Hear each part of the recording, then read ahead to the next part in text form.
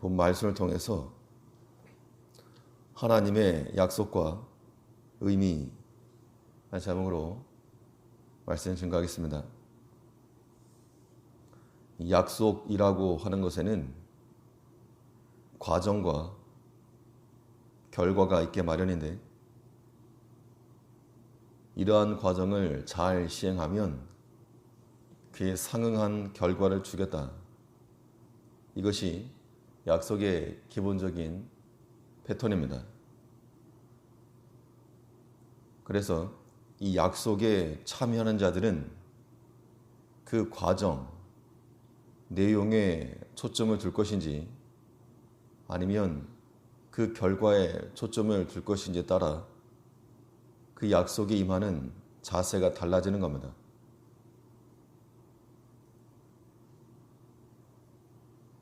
하나님의 약속도 마찬가지로 그 약속에 과정과 결과가 있어서 그 과정을 잘 시행하면 하나님께서 좋은 결과를 주신다 그랬는데, 그 약속에 참여한 우리가 그 과정에 초점을 두고 나갈 것인지 아니면 결과에 초점을 두고 나갈 것인지, 그 자세가 하나님의 약속을 대하는 태도를 결정한다는 겁니다.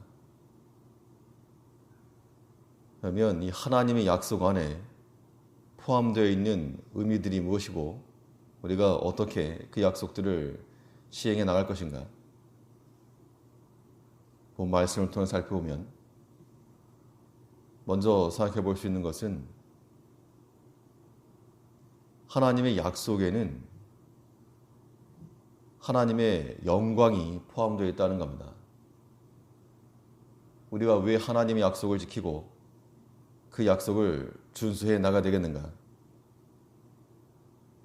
그렇게 하면 무슨 좋은 복을 얻기 때문에가 아니고, 그 이전에 하나님의 약속 안에 하나님의 영광이 포함되어 있으므로 하나님의 영광을 위해 살아가는 우리들은 응당 그 약속의 말씀을 준수해야 하는 겁니다.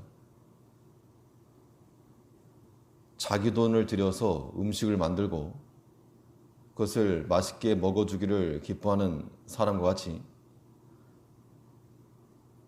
하나님께서 친히 우리를 위해서 구원의 값을 다 지불하시고 우리가 그것으로 즐거워하기를 하나님은 기뻐하신다는 겁니다. 그래서 우리에게 베푸신 하나님의 은혜를 알고 그것으로 만족하기를 바라시는 하나님이신데, 10절 말씀을 보시면 주의 종 다윗을 위하여 주의 기름 받은 자의 얼굴을 물리치지 마옵소서. 하나님께서 다윗에게 하신 약속을 실행하여 주시기를 구하고 있는 겁니다. 다윗이 왕이 될 만한 제목이었기 때문에 왕이 된 게 아니고, 하나님께서 다윗을 찾아내시고 그를 연단시켜서 그를 왕으로 세우신 겁니다.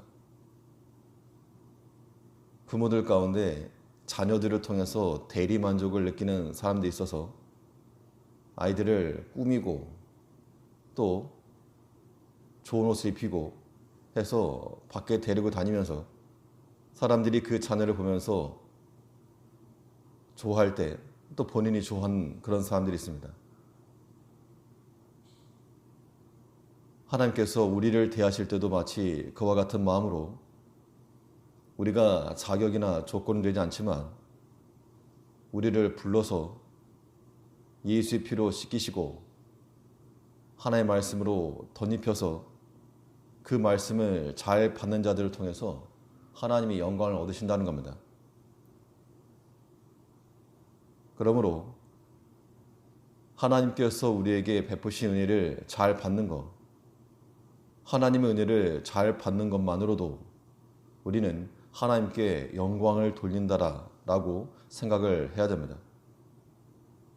다른 것으로가 아니고 하나님이 주시는 말씀 잘 듣고 인도하시는 길 잘 걸어가고 온전히 순종하는 것만을 통해서도 하나님께서 기뻐하시는 겁니다. 11절에서는 여호와께서 다윗에게 성실히 맹세하셨으니 변치 아니하실지라. 이르시기를 내 몸의 소생을 내 위에 둘지라. 집안 대대로 왕을 세워달라는 간청이기도 하겠지만 하나님께서 하신 약속이 우리와 우리 자손들을 통하여 실행되기를 구하는 겁니다.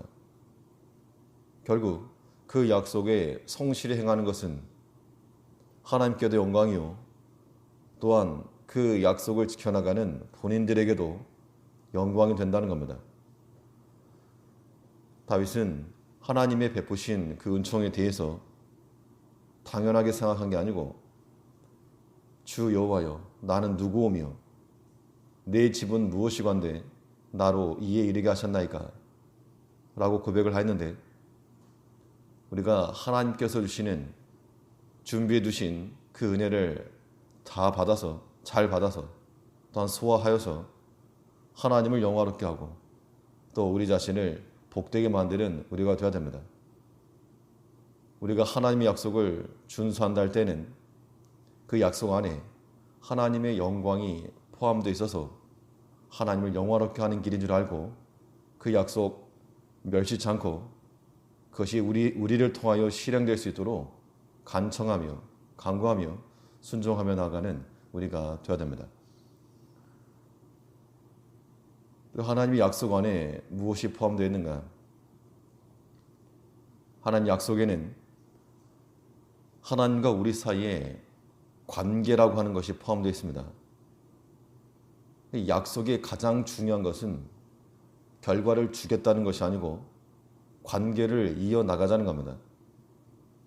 다윗이 말한 것 같이 우리가 도대체 무엇이길래 하나님께서 우리와 관계를 맺으시려고 약속을 주시고 하나님께서 그걸 준수하시려고 서 계시는 겁니다. 그럼 우리가 하나님을 향하여서 그 약속 붙들고 나가서 만나 관계를 지속해 가야 되겠는데 어리석게도 반대 방향으로 가고 하나님 두려운 줄 모르고 그 약속 가볍게 여긴다는 겁니다.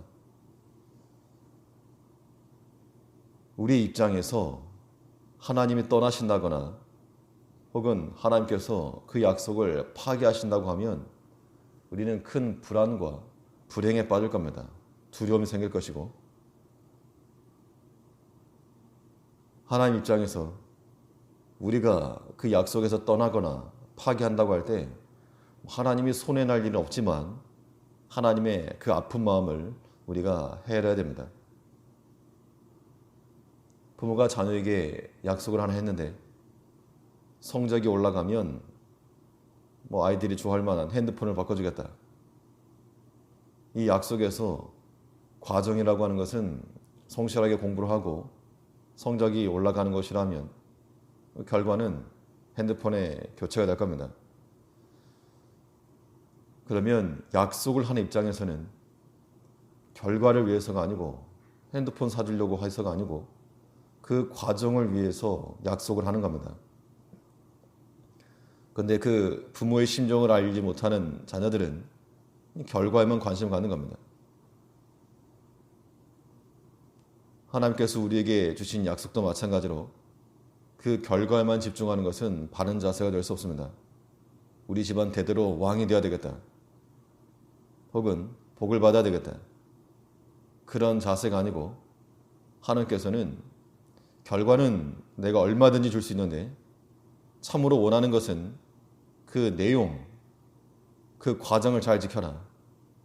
그래서 우리를 그의 사랑하는 자녀로 두고 싶어 하시는 하나님의 마음을 깨달아야 한다는 겁니다. 12절에서는 내 자손이 내 언약과 저희에게 교훈하는 내 증거를 지킬진대 저희 후손도 영원히 내 위에 앉으리라 하셨도다. 그들이 만일 자손 대대로 왕이 될 것에 대한 약속으로만 기뻐했다면 그건 하나님의 마음을 다 헤아리지 못하는 겁니다. 하나님의 목적은 너희 집안 대대로 왕 되게 해주겠다. 그게 아니고 나의 언약과 교훈하는 증거를 지켜라 이겁니다.